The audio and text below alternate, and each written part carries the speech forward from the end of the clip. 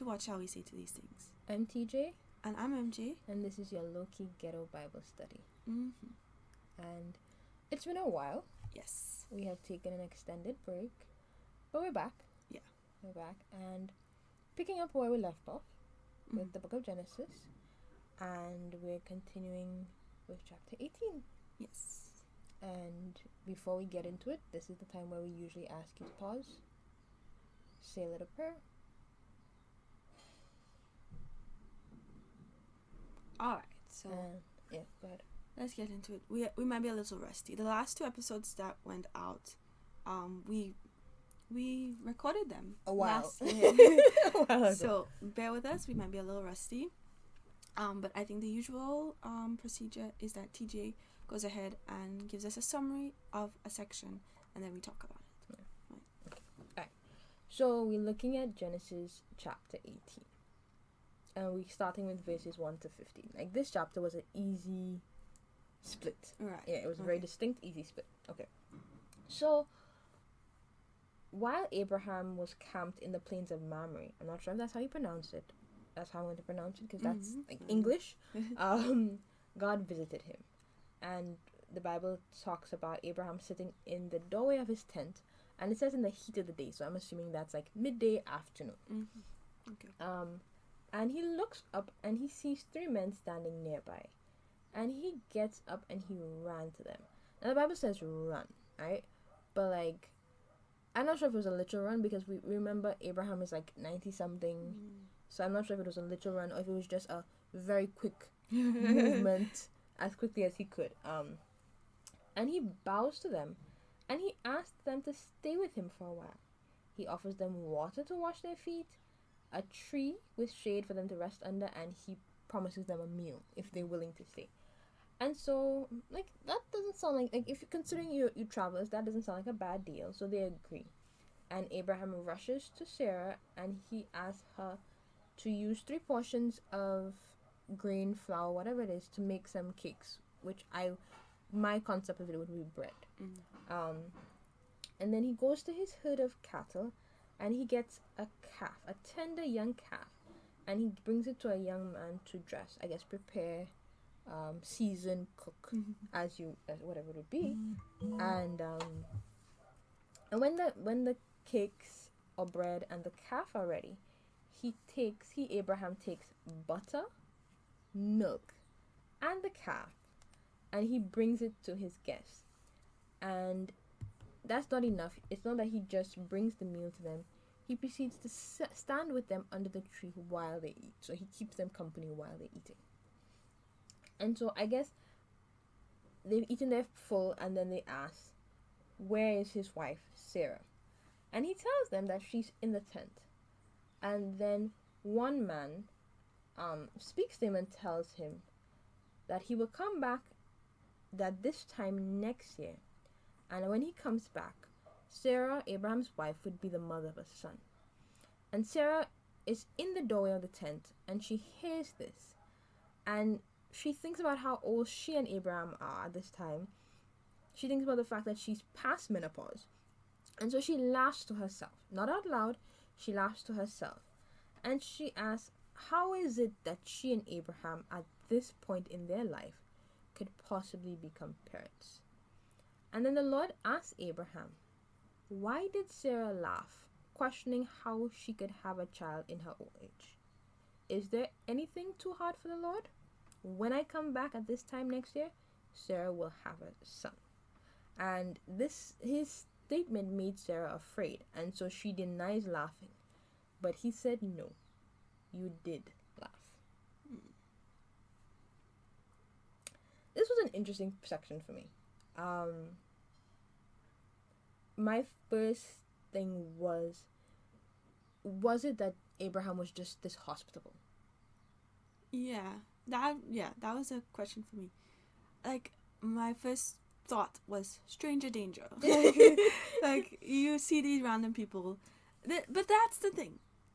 Could he have known who they were? But that's okay. So like, I was like, maybe initially he did not know exactly who they were, but is it possible that he noticed something special about them, something distinct about them?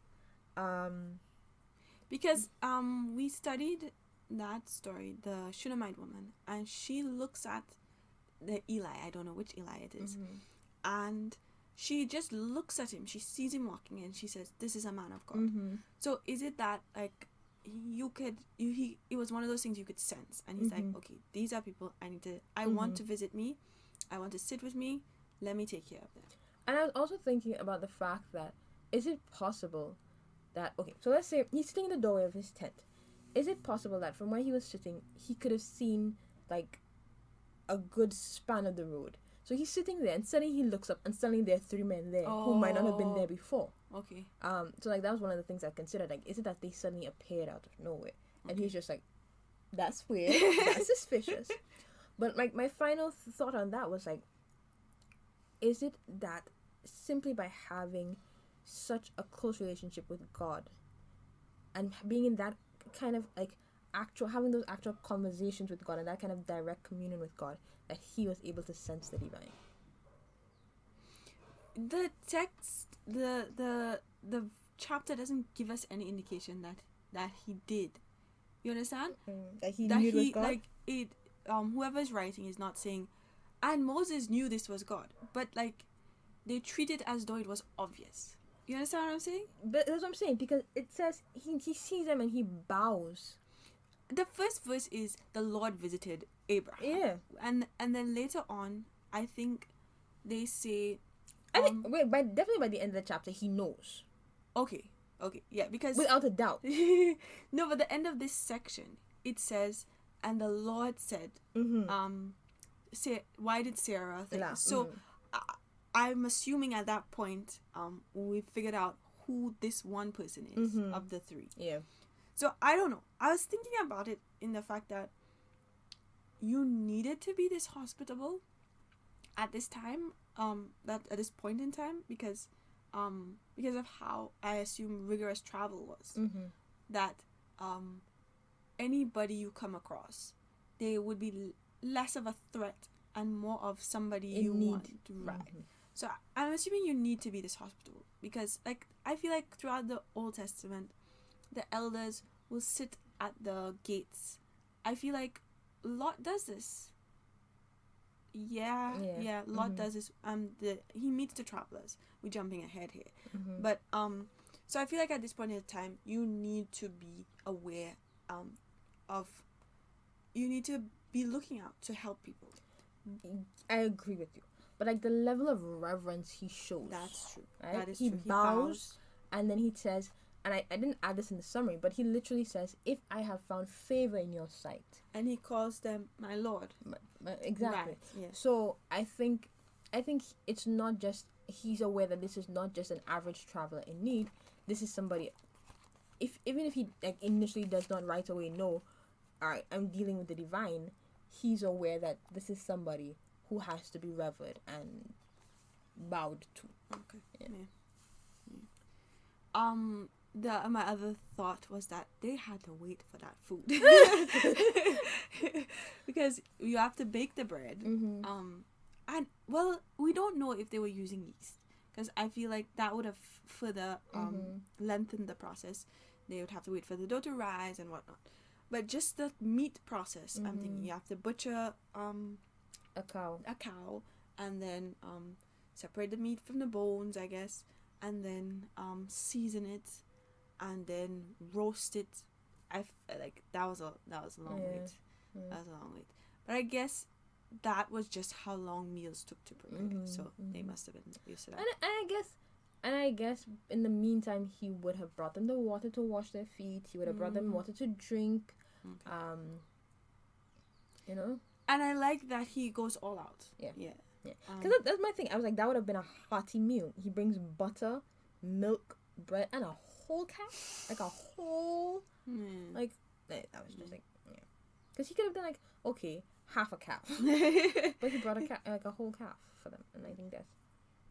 I don't know that 3 men would have been able to eat a whole calf. But like, no. Because we don't know that he brought the whole calf. Alright? But he would have brought an adequate portion of meat for them to eat from the calf. And so, yeah. He took care of them. Yes. He took care of them. Yes.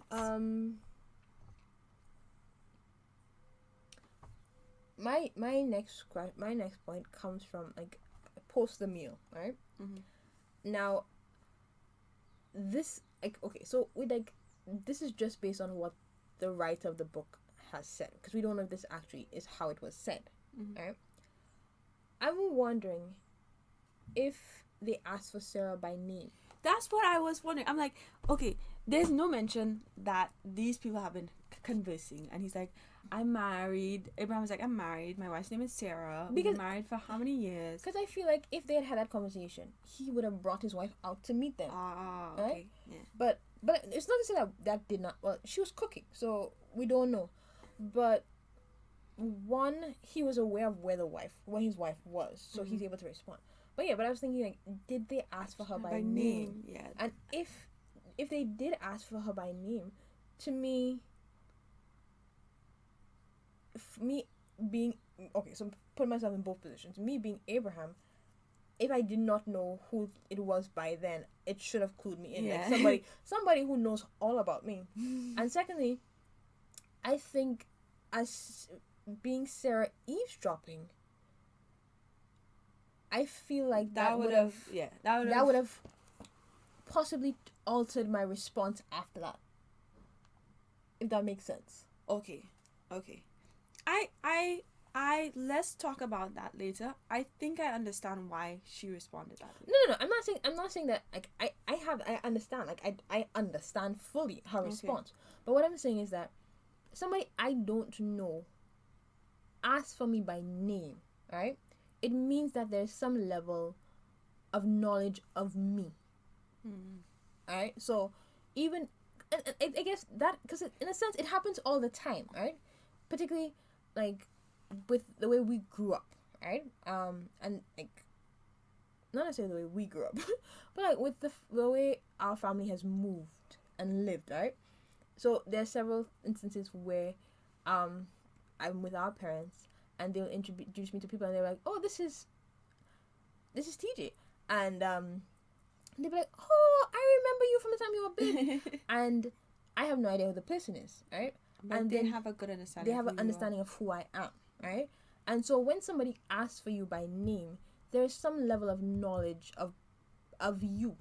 Even if it's just your name, there's still a level of knowledge. And so for anytime a stranger asks for you by name, it may be a stranger to you, but that doesn't mean you're a stranger to them. Okay. So that's what I was saying in terms of, I feel like, yes, because like that's my next point. Like I understand where she comes from, but at the same time, if somebody asking for you by name, you'd be a little suspicious.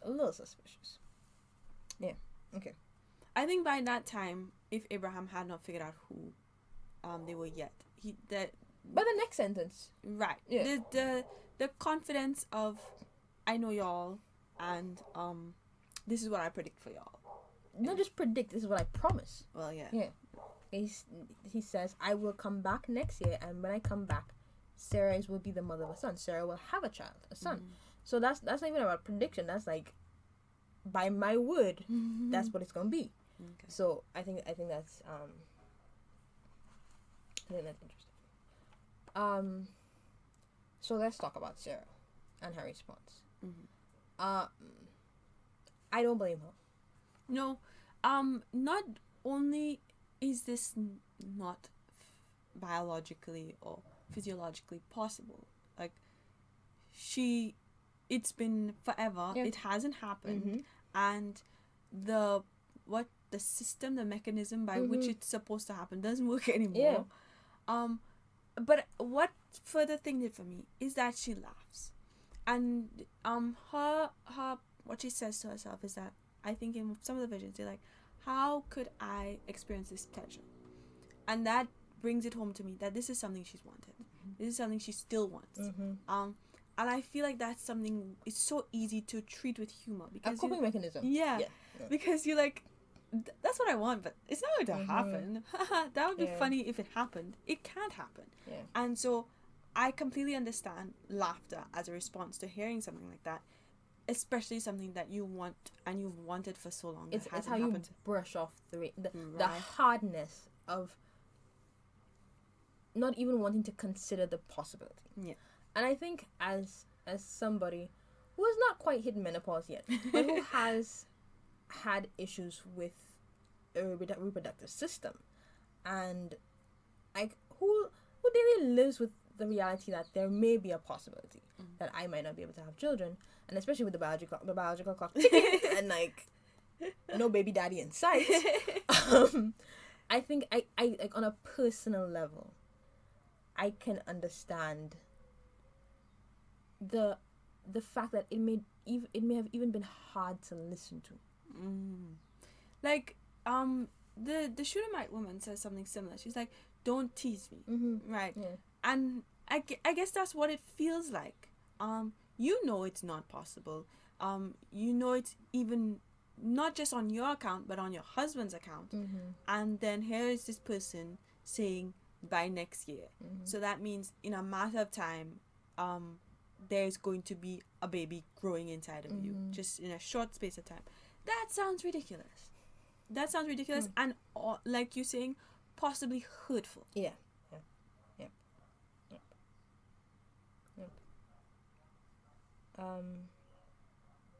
But I think, but then I equally understand her being afraid when he says, "Why did she laugh?" Because That's immediately okay. Yeah. How did he know? I did not laugh aloud. Well, even if she did, it's possible that nobody else heard. But I think somebody would have heard because she was close enough to hear them. Oh. She was close enough to hear them, so I feel like they would have been close enough to hear. Because like laughter is not a quiet thing. Okay. Right? Even when it's sarcastic laughter. Okay. So I feel like had she laughed aloud, they would have heard. But it says that she laughed within herself. And so like, and I feel like we do that in public all the time, where it's another appropriate situation for us to laugh, and so we laugh. And so can you imagine sitting in church, alright, laughing at something inappropriate in church, and somebody turns and looks at you and is like, "Why are you laughing?" Like, Pick up and run. I don't know if I'll be able to. I'm petrified. So I can very well understand her fear in that instance. I didn't laugh. I didn't laugh. I don't know what you're talking about. And then to have him say, "Yes, you did that," like that would be it for me. That would be it for me. But I like the question there. Is there anything too hard for them? Yes. And I think that is where, like, for anybody who had doubts or questions, that was the definite identifying. Because the next time that person speaks, they tagged as the Lord. Yeah. But they were being tagged as the Lord even before that. But For real? I feel so. To me, I have a note that all of a sudden then the person is the Lord. Oh, okay. So yeah, maybe like, it's the maybe you're right. reason. No, you're right, because prior to that, they were just talking about the three men. Right. And one of them asked, and right. then at this point it says all of us. It says the Lord's, and I think this is the point where he repeats the promise. Yes, he does. So it's like a definite. Even though you all have doubts, this is how it's going to be. Right. Yeah. Right. And okay, and I think after this, Sarah says she didn't laugh. Yeah. Okay. Yeah. But it was giving me very much a few chapters ago Abraham. The fact that he's going, but really, God, you're going to give me descendants? And God is like, yes, I'm going to give you descendants. And he has to keep repeating this. Yeah.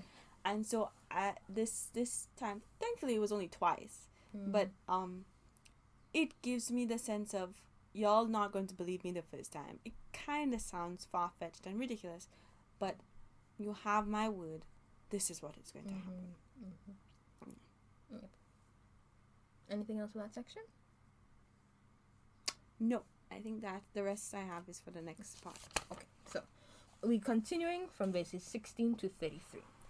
So they've eaten, they've had this interaction, and so they get up to leave. And the Bible tells us that they look towards Sodom. So I guess that means they start heading in that direction.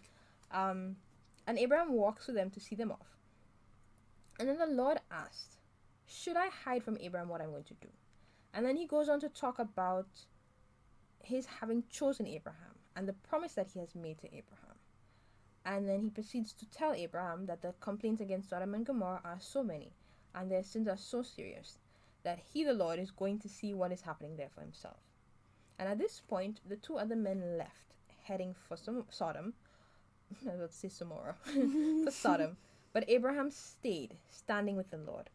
And then he began to negotiate. He asked, "Will you destroy the righteous with the wicked?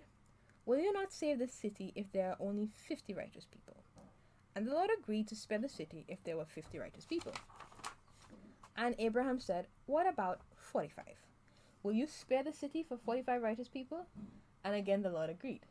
And then Abraham got the Lord to agree to save the city for 40, then 30, then 20, and then finally 10 righteous people.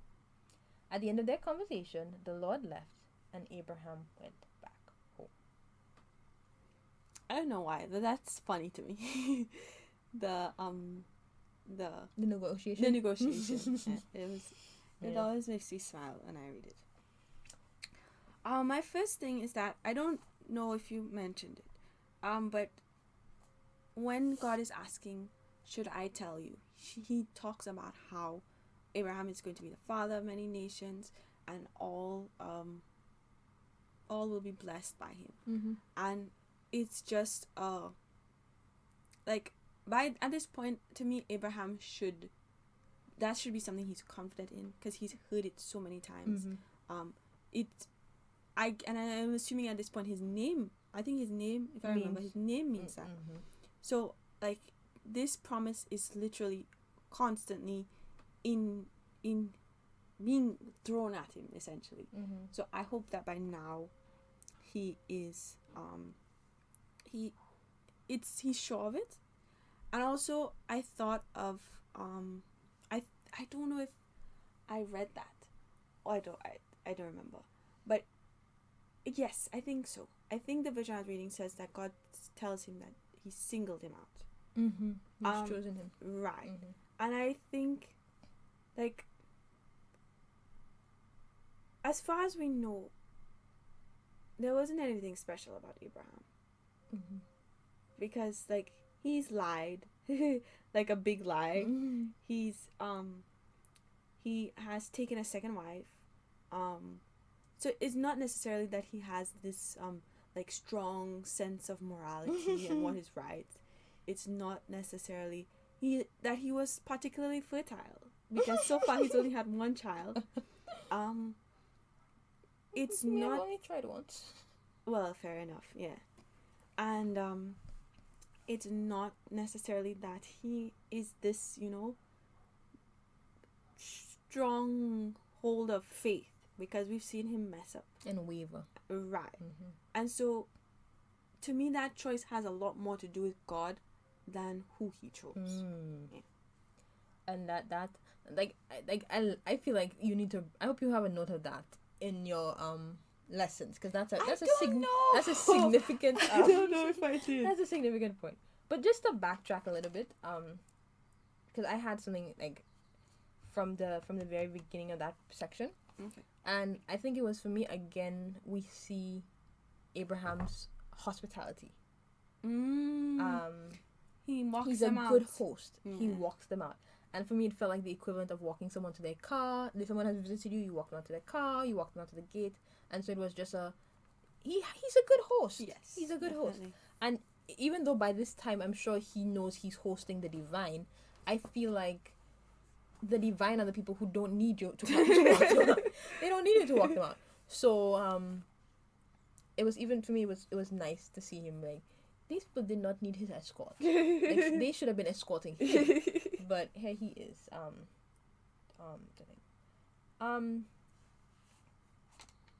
So just to tail off of the point you did make, I was thinking about it, and you were mentioning the fact that all nations will be blessed by and through him.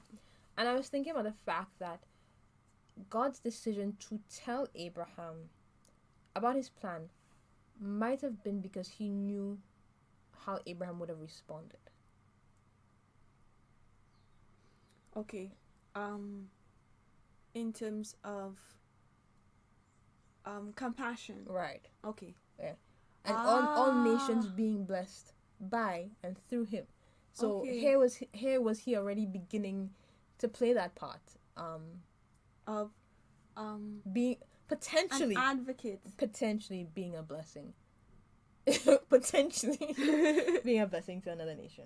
But it did make me think of Moses and his intercession on behalf of the children of Israel. Right. Yeah. It I have that somewhere. I was like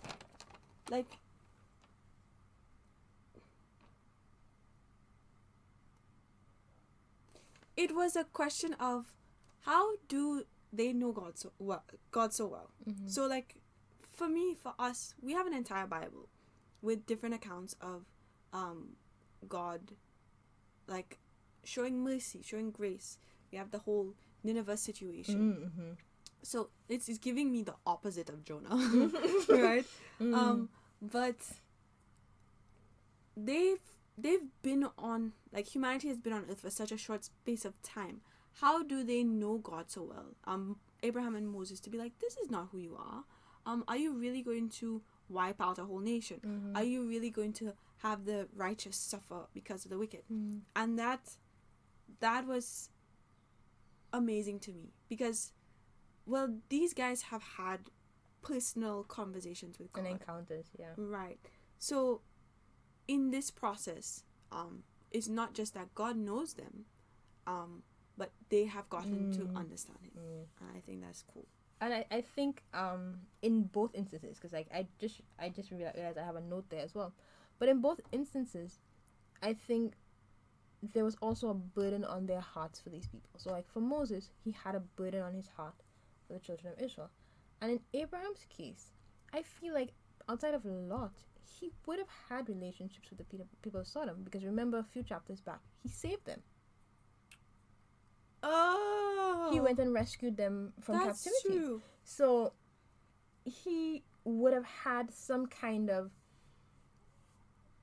if not emotional, but like some kind of level of I don't want to say love, but like concern for their well-being. And we've seen him in action. Because in that sense, Abraham could have gone, picked up Lot and his family, and gone back. But he saves everybody. Which, right. Yeah. So, yeah, I think there is some level of concern and compassion for these people. Yeah. I completely forgot that. I was like, he's curious. He's curious about Lot. Is Lot going to be okay? But that makes sense. That makes sense. Another thing that struck me is like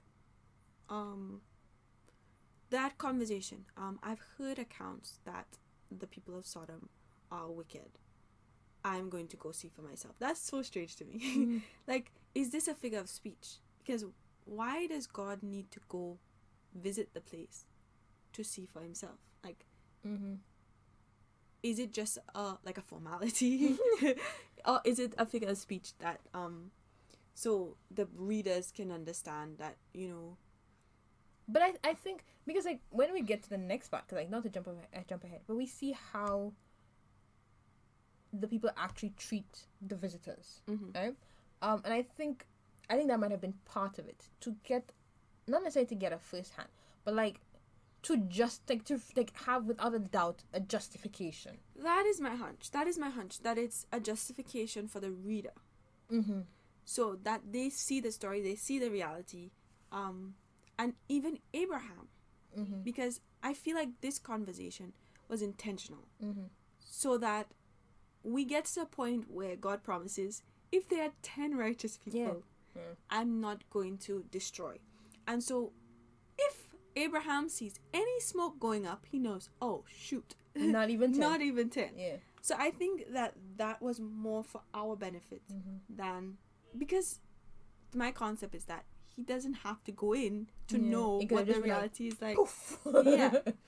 So it must have been for Lot's benefit as well, because Lot gets to see firsthand as well how wicked they are, and for Abraham and for the reader. I feel like, I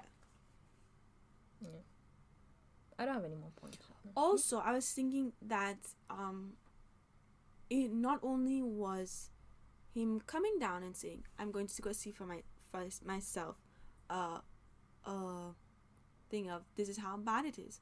I think it also sends the message that this is his last resort.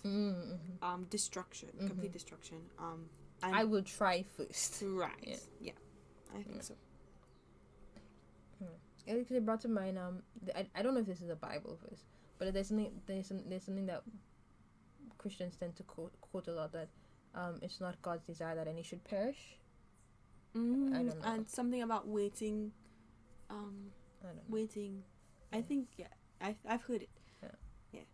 So for me, it gave me that. I think particularly with how low he was willing to go in the negotiations with Abraham. Yeah. And I like that Abraham is like, I am dust. Yeah. You don't have to listen to me, but this is what I feel. And I like that God was like, I'll listen to you. I will listen to your concerns. And then it also made me think, if we're jumping ahead, we know that Sodom is going to get destroyed. But if there were not 10 people, 10 righteous people there, what kind of society is that? Like, what kind of corruption and crime do you face there on a daily basis? How is Lot living there? How is he living there comfortably? Because not 10 people. That's less than a family. That's less than his family. Like, what kind of lawlessness, what kind of, like, just outright disregard for people, their feelings, their property, their lives are you dealing with in a place like that? It reminds me of the VeggieTales movie where they slap each other with fish. Right. Yeah. Like, that means Nineveh wasn't even this bad. Nineveh didn't get destroyed. Yeah. Yep.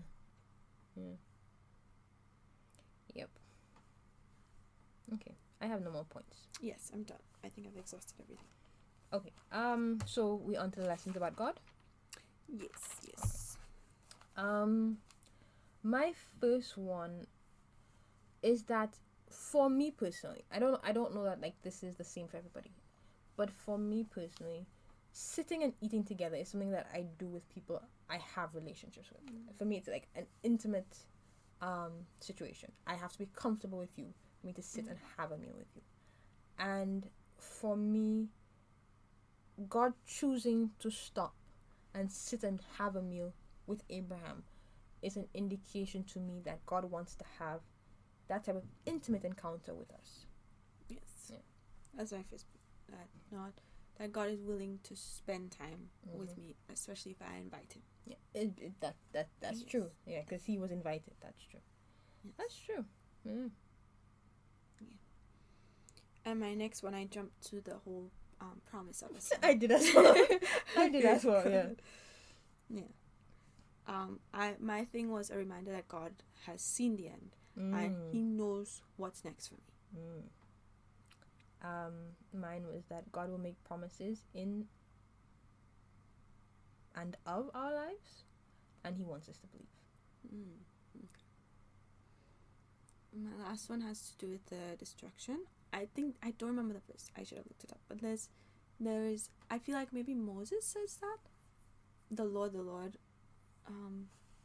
something about he's gracious and compassionate. I don't know if that's the same verse where he says he's slow to anger. But I'm thinking that, like, the Old Testament is filled with God destroying places. You have the flood, and you have Sodom and Gomorrah, and then you have all those places that the Israelites destroyed. Right. And that's always, it didn't always sit well with me, because I'm like, were there not Rahabs in every place? Is it that these people were just led astray? And could they not have been saved?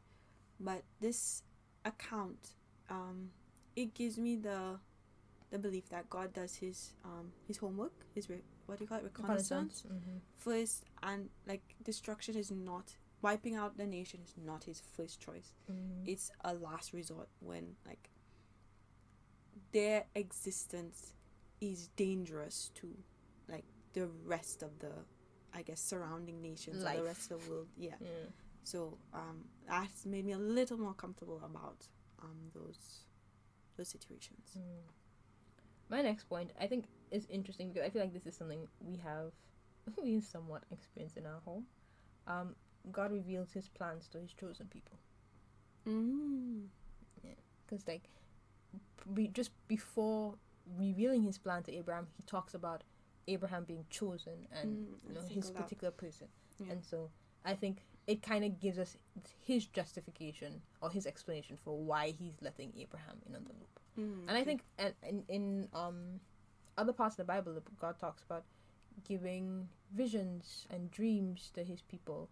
And I think he know what he's doing. Like, I don't know if he had told Sarah about this, she might have run screaming into Sodom.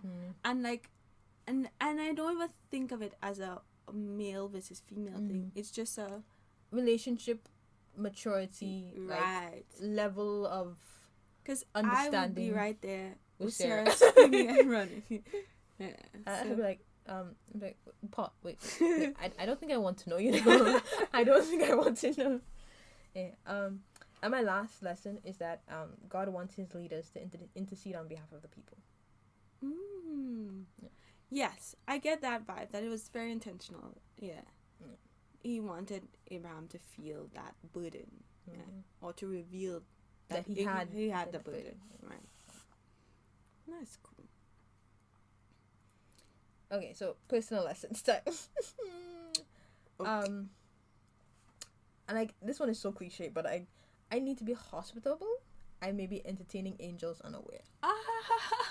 I had that. I forgot to talk about that. I had it in the beginning of my notes, like that concept, and it even gives me what that Matthew text. What you do to even the least of these, my brothers, you do to me. So it gave me that. I was like, I want to be at the ready to help people, to be hospitable, to treat strangers with kindness and hospitality. Yes. I feel like that may even be where this concept of angels unaware may have come from. That makes sense. Because I've never I don't know I can't think of any other stories in the Bible. Maybe just this a lot.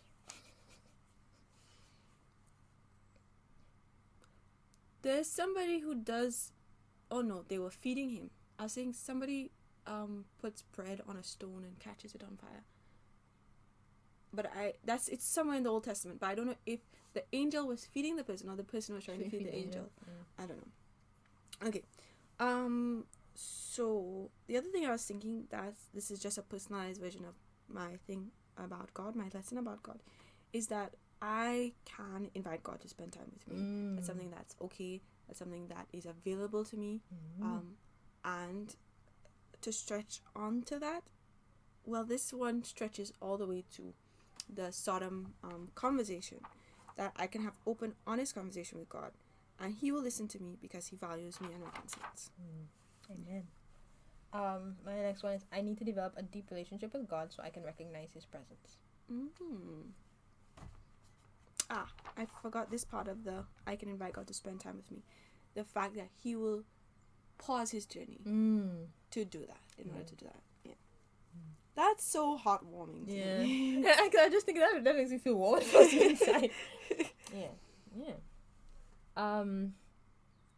This one is a lesson I learned from Sarah, or like what not to do from Sarah. As impossible as they may sound or seem, I need to trust God's promises to me. Okay.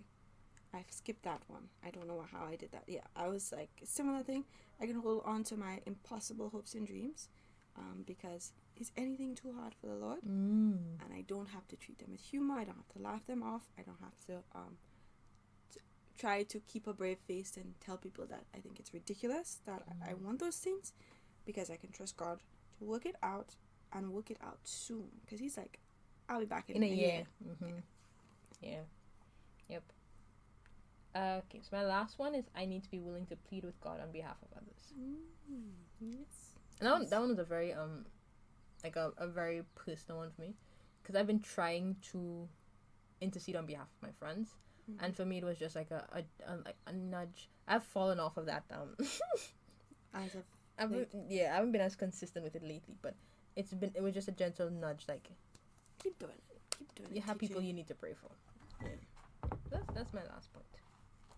Anything else? I think that's it for me. I think this went very well. Given all things considered. Yes. We're very happy to be back. Just a side note, a plug.